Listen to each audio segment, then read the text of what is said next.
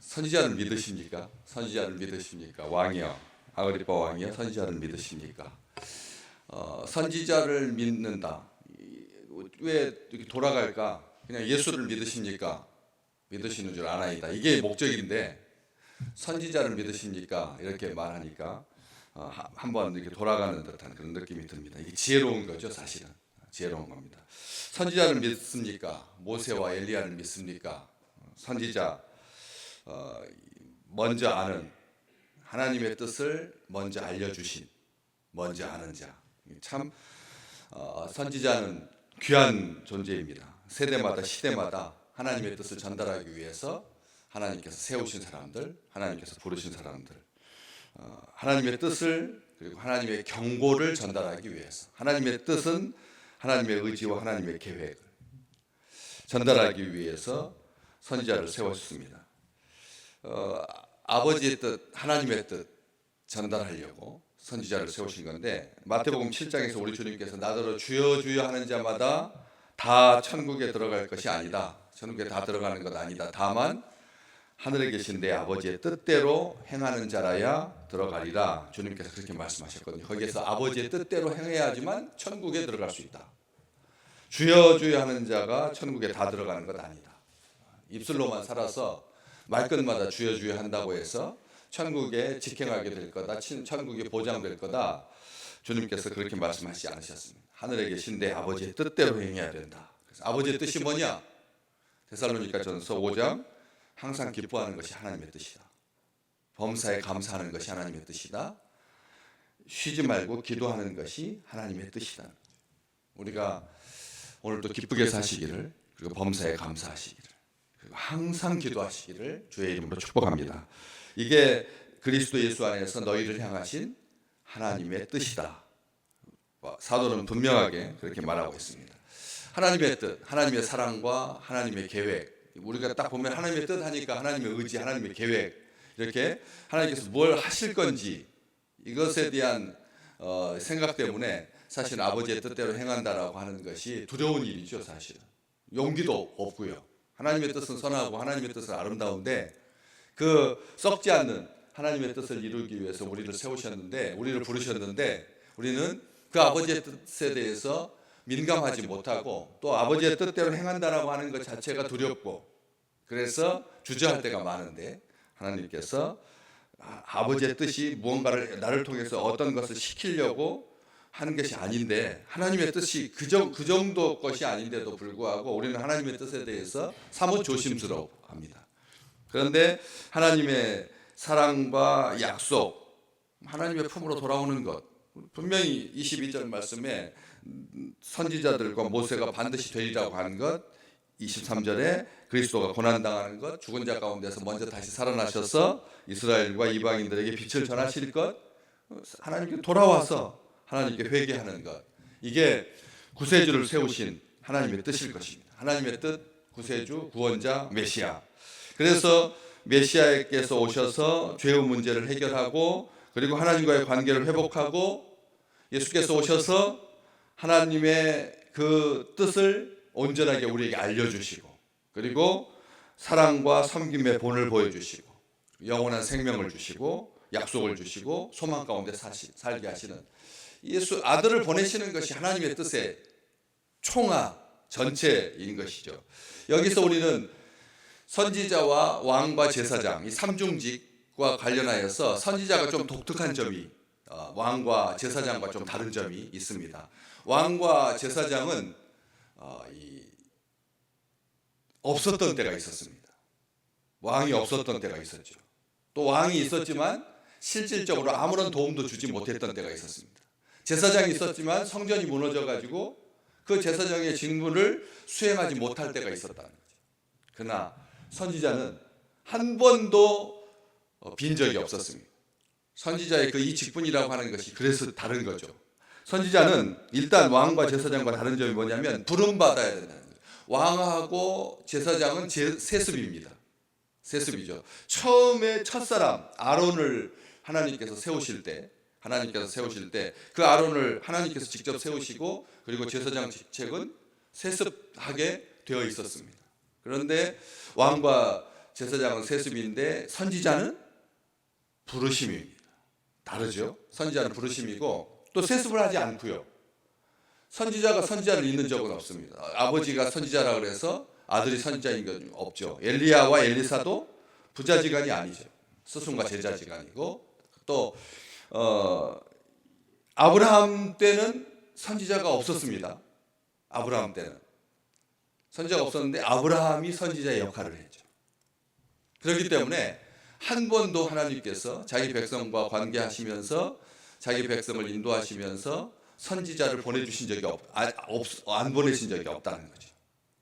지금도 여전히 하나님께서 부르신 사람, 하나님께서 세우신 사람을 통해서 하나님의 뜻을 전달하고 경고를 전달하고 회개하고서 하나님께 돌아오게 하는 열방 예수 믿게 하시는 신실하신 하나님이신 거죠. 그런데 그 예레미야 7장에 보면 하나님께서 그 선지자를 얼마나 신실하게 계속 보내셨는지, 내가 내 종 선지자들을 너희에게 보내었으되 부지런히 보내었도다. 하나님이 그렇게 말씀하십니다. 선지자를 어떻게 보내셨다고요? 부지런히 보내셨다는 거죠. 부지런히 보내셨다는 거죠.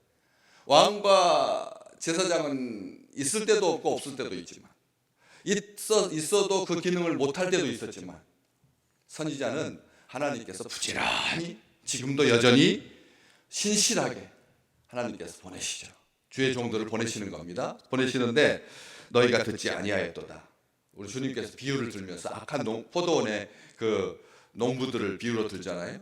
먼 타국으로 가시면서 갔다가 주인이 돌아와서 이제 세금을 받으려고 그 포도원, 가장 좋은 밭에 그 포도원에 세를 받으려고 종을 보냈는데 어땠습니까? 악한 소작농들이 때리고 막 죽이고, 심지어 더 많이 보냈는데도 또 죽이고, 다 죽이고. 그래서 주인이 결국은 급기야 내 아들은 안 죽이겠지, 아들을 통해서 그렇게 아들을 보냈는데도 어떻게 했습니까? 아들을 죽여서 이 포도원을 빼앗자, 상속받자. 이게 참 무모한 짓이고 악한 짓인데, 그런 일들을 자행한 것을 우리 주님께서 비유를 통해서 말씀해 주셨죠. 그래서 선지자를 믿으십니까? 라고 하면 모든 게 구약을 알고 있다, 성경을 알고 있다, 하나님의 백성이다. 그러면 선지자를 믿으십니까? 이 말은 무슨 뜻입니까? 보내신 하나님을 믿으십니까? 그렇죠? 선지자를 믿으십니까? 라고 하는 말은 보내신 하나님, 그리고 보내신 하나님의 뜻이 무엇인지, 하나님께서 끊임없이 이스라엘 백성들에게 선지자를 보내셔서 돌아와라, 그래야지 산다, 죄를 버려라, 회개해야지 산다, 끊임없이 똑같은 말입니다. 다 그렇죠. 다 그 말입니다. 경고하시는 말씀, 사랑의 말씀. 우리를 사랑하시니까 선지자를 보내주셨는데, 유대인은 아니었지만, 이두메인이었지만, 에돔 사람이었지만, 헤롯 가문이 다 그 이방 사람이었지만, 원래 에돔 족속은 에서의 후손입니다. 결국 같은 뿌리에서 난 그런 사람이 유대인을 통치자가 되고, 그래서 그 유대인에 대해서 너무나 잘 알고 있는 그 아그리빠 왕에게 선지자를 믿으십니까? 라고 하는 말은 선지자를 믿는 게 목적이 아닌 거죠. 선지자를 믿어서는 안 되는 거죠. 선지자가 보낸 분이 하나님이시고, 그 선지자가 하는 말은 자기 말이 아니다, 자기 생각이 아니다, 하나님이 우리에게 원하시는 뜻을 선지자에게 먼저 알려주지 아니하고는 아무것도 행하시지 않는다라고 하는, 정말 그 선지자를 믿는다라고 하는 말은 보내신 분의 뜻을 아십니까? 보내신 분의 하나님 사랑을 알고 계십니까? 믿어야 합니다 라고 하는 그런 뜻인데, 여기서 한 가지 딱, 그게 구약에 나오는 그런 모든 선지자를 믿느냐라고 하는 뜻이 아니라, 여기 보시면 선지자들을 이라고 하지 아니하고 선지자를 믿는다. 앞에 22절에 보면 높고 낮은 사람들 앞에서 증언하게 하신 선지자들과 모세가 반드시 되리라고 하신 선지자들이죠. 다 복수로 돼. 그게 당연한 거 아니겠습니까? 그 중에서 어떤 선지자 한 명이 아니잖아요. 그래서 복수인데, 여기서 선지자를 믿으십니까? 라고 하는 말은 선지자 한 명, 바로 그 선지자 예수 그리스도를 말하는. 여기서 선지자를 믿으십니까? 라고 하는 말은 예수를 믿으십니까? 라고 하는 말은 하지 않았지만, 그 속에 선지자라고 하는 말은 바로 예수를 딱 꼬집어서 말하고 있는 거죠.